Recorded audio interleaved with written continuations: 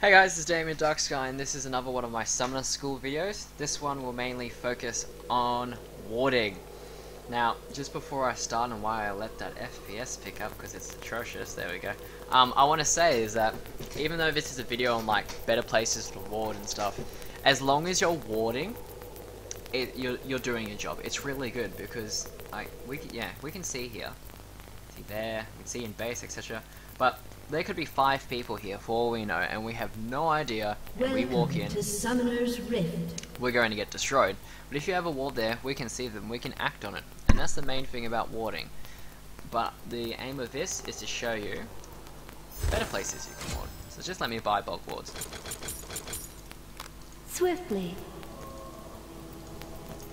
So yeah, the main idea is to show the difference between bronze wards, which is what I see a lot, and like proper wards. So I'm basing this off a couple of videos I've seen, plus watching, you know, LCS and stuff. So yeah, I'll start down on bot lane because that's generally where I go because I'm an ADC/support main. But I will go up here eventually. So the first important ward to consider is Tribush. Now Tribush warding, is generally something you always want to do. Upon the wind. The reason is that if I chuck a ward there, right, and then walk away, I can now see up here. Minions have spawned. I can now see up there and down here. So what this means is that if the jungler goes around this way, I'll be able to see them. Jungler goes around this way, I can see them. And if the jungler wants, for whatever reason, go take Raves, take that, go all the way around, I will still be able to see them. So that's why that's such a great ward. The other ward for a bot lane to consider is the one here or the one here. If you're going to ward in this bush, don't ward here. The reason is because you're hardly going to get any vision here. The best place to ward there would be the one at the very tip, and I'll explain that. So get your little thing out and see how it's blue now. If it's green, it's in the brush. Stick that there and walk away. As you wish. The idea of this ward is that it will give me vision of around here, but not only that, is that if there is someone like a Lee Sin or a Jarvan on the enemy team and they like go over the wall here, you'll be able to see them because instead of it being here and seeing it last minute, you now have plenty of warning. So now for dragon warding, there's 2 main places you can ward. You can ward right here, which you know is what most people do because when you look at it, it gives you a ward there. See dragon? But you can't see really around the corners because see how it's placed there? The line of sight is cut off by those 2 signs, but if you put it there, you ever see a bit better here. The other place to put it is here, and you're protecting. The main idea of that is because now I can see up there, I can see one of the minions there, so I'll know if they're trying to do blue. I can also see up there, so if anyone tries to walk around, I'll also be able to see them. The next ward location is for a mid laner. Now I'm just gonna jump across mid lane, maybe take a minion on the way past if I can. It's, you know, actual ward dog, you know, that's what supports want to do after all. And as you wish. Now most supports, I use my Clara, ward around here, which, you know, it's fine if you want to ward like that. I don't miss that. But the problem is that upon the wind. God, I'm horrible. The problem with that is that you won't know until they're around here, and if there's someone who has a sizable gap closer, like a Nocturne or a Vi, it might be slightly too late. So what's considered the superior warding option is here. Now if I'll walk away, I'll show you why. First one is because, look at all these wards. You can see up here now, plus up here, you can see this direction, you can see that direction, you can see down here, which means I'm now covered from if the jungler tries to go around here, if the jungler tries to go into our jungle, and the jungler wants to come upriver. So that's why that's generally acceptable to ward here instead of there. However, it does require you to have slightly better map awareness. Now, also, another thing about this game is that even though you have your ward range, right, you can extend that ward range if you put in what's known as impassable terrain. So for example, say if I want to ward, let's go blue buff because it's more understandable. But I don't really feel like walking all the way around or walking up here just to ward it. So what you can do is that you can get your ward out and click around there, and then it pushes it into there. Now the reason that works is In because harmony. you chuck it there, and then the game's like, well, I can't actually put the ward there, so I'm just going to shove it forward into a place where it can go. Now, placement of that ward is very important because if you like go like to there, like I did in the first version of this video, which isn't published, you put it there, and it makes you look really retarded Ease. to everyone else.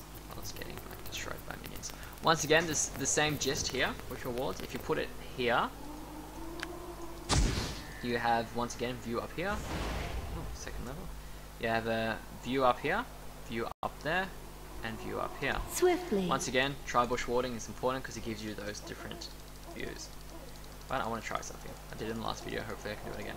So Baron warding is Baron warding is very important Upon the wind. because you know it's such a hotly contested location. If you watch my last video, you can see all the buffs and debuffs it gives to your team. So it's very important to ward. Now you can ward, Swiftly. say here. Oh, let's go here. So if you ward here, right, you'll be able to see Baron. You can see up here, and you can see down there, which all in all really helps. Now, depending on how much vision you're willing to sacrifice, you can also ward closer up to here, so you can see if anyone pops their head around here. Breathlessly. If you want to cheat and ward in the tri-bush here, or alternatively in that tri-bush here, it's all about placement, right? So remember what I was saying earlier about extending the ward? Upon the So wind. hopefully I can get this right the first time. So you get your ward, you need to make a guess of like, okay, about there, and I did it. Right, so if you ward about there, the game will go, okay, I can't ward there, I'm gonna push you forward. And then it gets there, and now you can ward over that. That also works really well for Dragon. You can stand there and ward into there. And it's just so you don't have to do that massive walk around.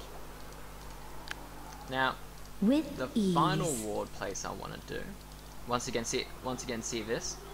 Chuck a ward there. Yeah, I can now see up there, kind of around the corner, and there. So it's all with wards. It's all about placement. You know where to place them, you can get more vision for your team. But like I said before, it doesn't matter if you don't ward correctly, because the main thing is you're warding. As you wish. Now, the final ward I want to talk about is warding here, around the pits and whatnot. As you can see, each part has a point there and the point there, which means that if you ward here or here, you're not going to get that full vision because the trees are cutting it off. Upon However, the wind. if you get your ward and chuck it there, right, at the very tip, you can now see how it grants me vision here and grants me vision there, because it can see both ways, because it operates on a line of sight. If I'm pushed, I can't really. Swiftly. Oh yes I can. If I didn't ward on that point, like I'm going to deliberately do here, say a ward there. Right, see how I can't see anything about the buff? I can see around here, but all that vision is cut off. If I warded here instead, I'll be able to see the buff, see up there, see there, and I'd probably sacrifice a little bit of vision there. But that's generally considered the superior option because you can see everything. That was a really bad explanation when I think about it. So yeah, I hope this video has helped. I'm gonna ghost my way there. As you wish. If you want to do more research into warding, there's some links down the bottom. Yeah, there's some links down the bottom which you can use.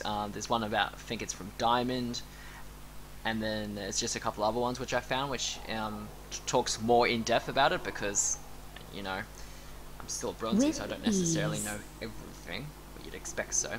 But yeah, like, subscribe, and comment if you like these kind of videos, or if you have any pointers or anything, feel free to comment and let me know. It's very important for me. It gives me incentive to make more videos like these.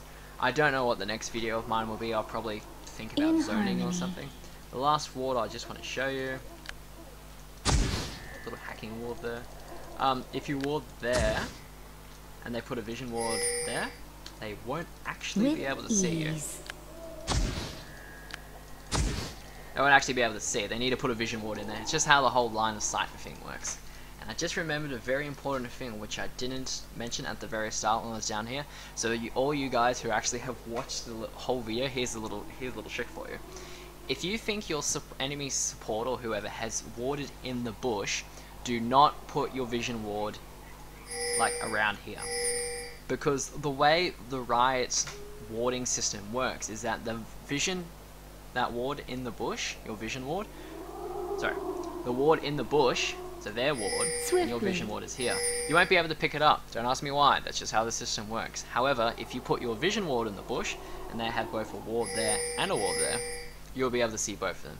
Just one of those little things. Anyway, harmony. Thanks for watching, guys. I hope you've learned a lot.